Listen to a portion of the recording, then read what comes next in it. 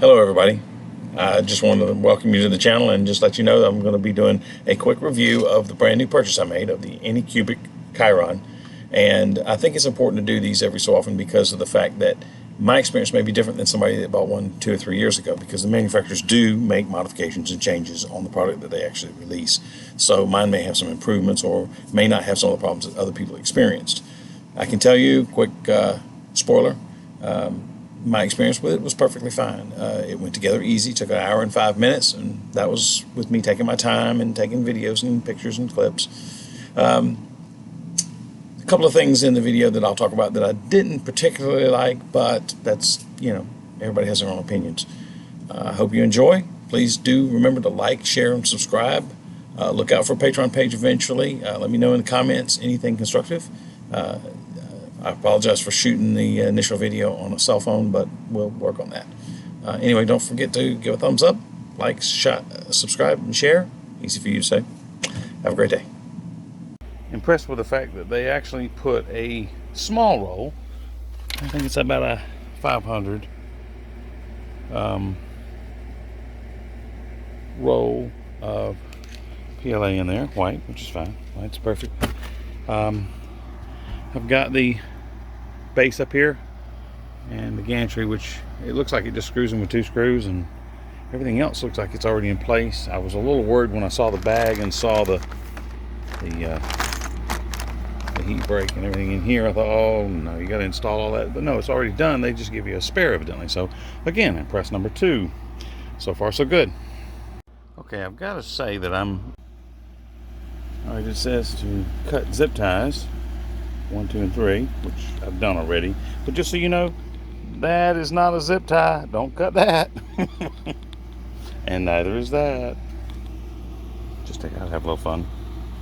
One of the things that I had to do before I could actually set this frame on top was to take and rotate this one and the other one on this main frame piece to bring this whole gantry here up so that it would clear this space here, because it was all the way down and it would hit the bed and I wouldn't be able to get everything in. So don't be afraid to turn these. You want to turn that one and the one on the other side at the same time if you can, and just gently raise it up, 4, 5, 6, 8 inches, whatever you want to do to give yourself clearance so that this bar isn't hitting this table when you're trying to hook all this together. Okay, something that may not be clear to everybody is that if you have the control box on this side with the power switch and everything on this side, then what you're going to want is the box facing forward towards you, and then you put the gantry or whatever you want to frame together.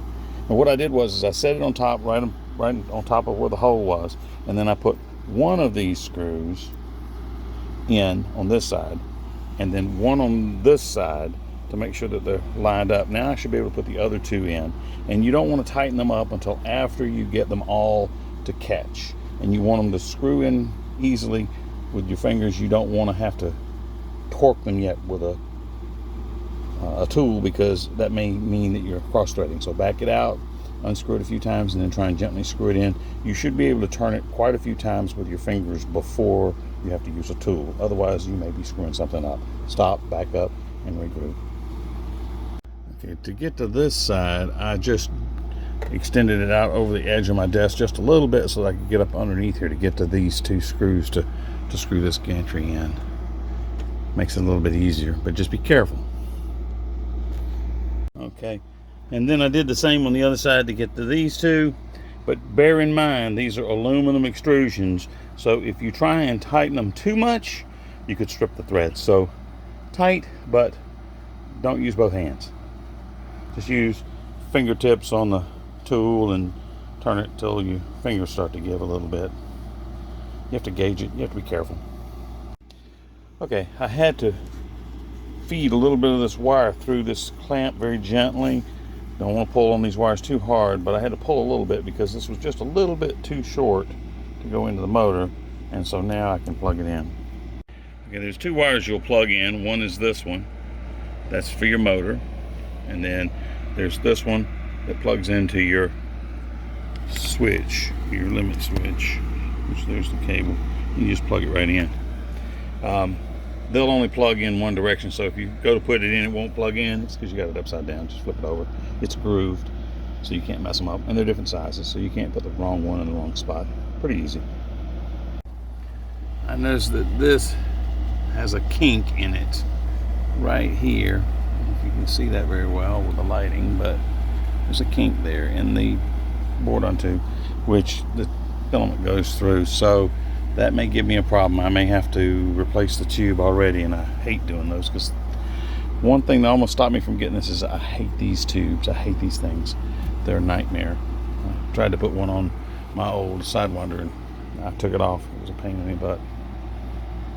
Alright, you place these on the T-nuts on the inside. These things just slip into the groove, and then they turn when they're tightened. And when they turn, they lock into the groove on the inside. Maybe an engineer can comment below and tell me, is this metal support, and it's pretty thick, it's probably about 1/4 of an inch thick,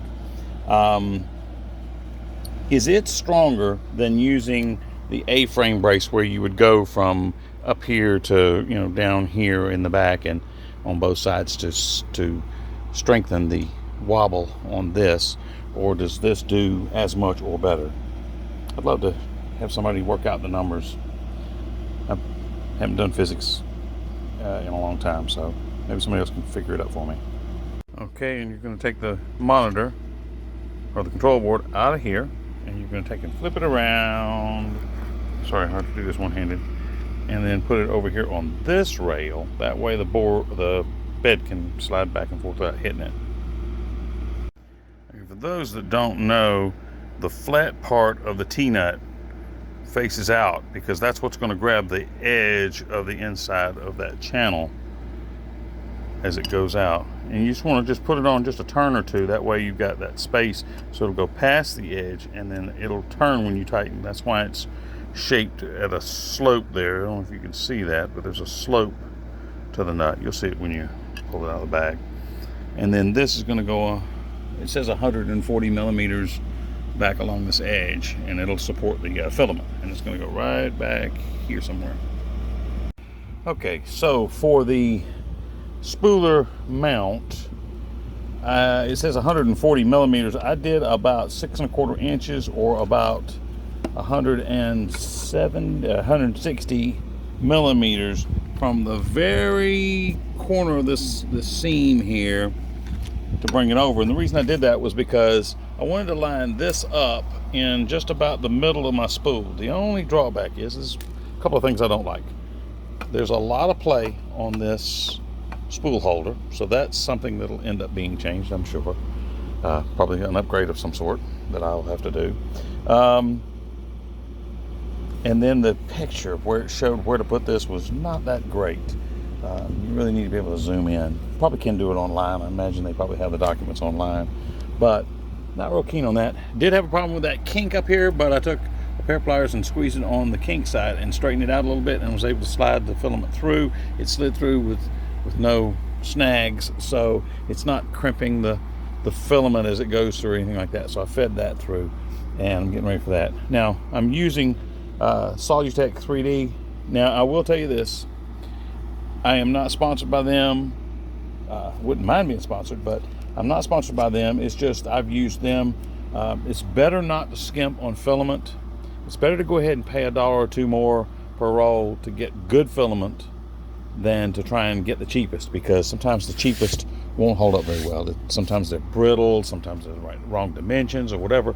But I've got a big project coming up, so I bought several boxes. That's the little half roll that came with the printer, so I'm going to be good to go there. And then I got a couple other boxes of black that I was using for another project.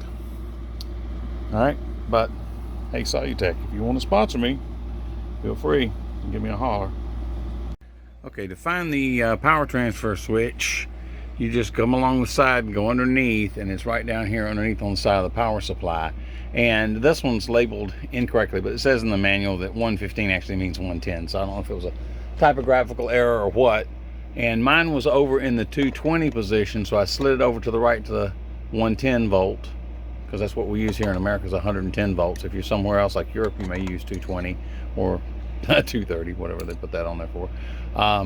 but this was not very clear in the book, and it says 5 volt, and if you slide it the other way it says 10 volt. So the switch, that's really not good. They need to just make a clearer arrow this way for 110 and an arrow that way for 220 to make it absolutely perfectly clear for somebody who may not know what they're doing.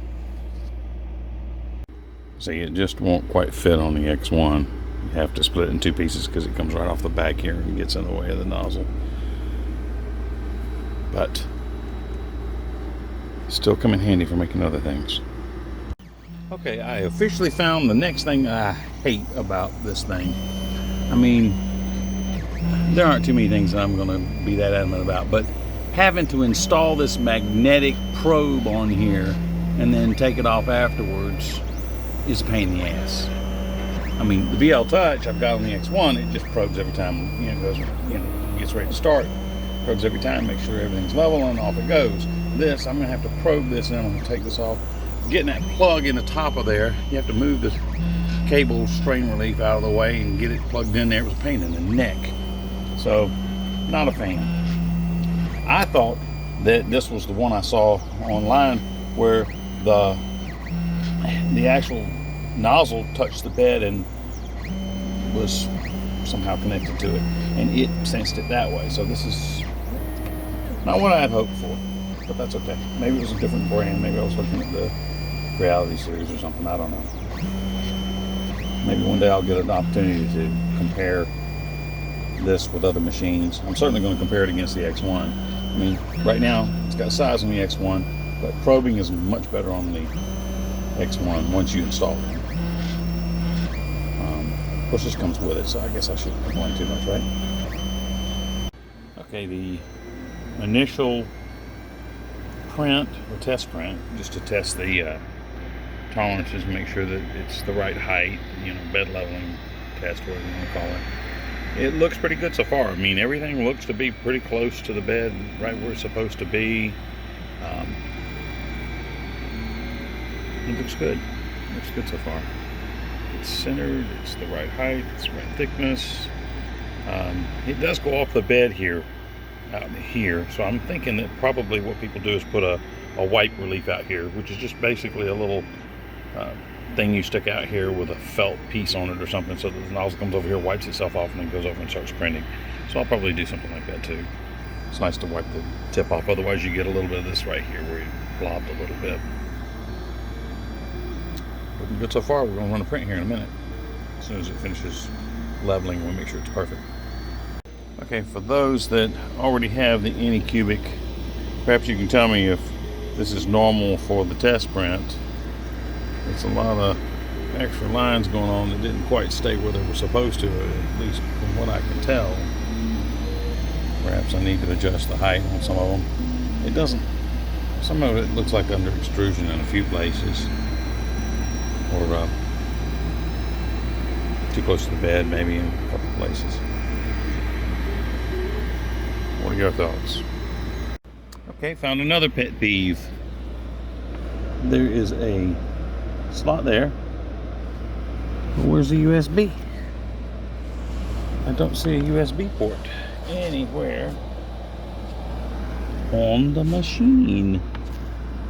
So even though they give you a USB,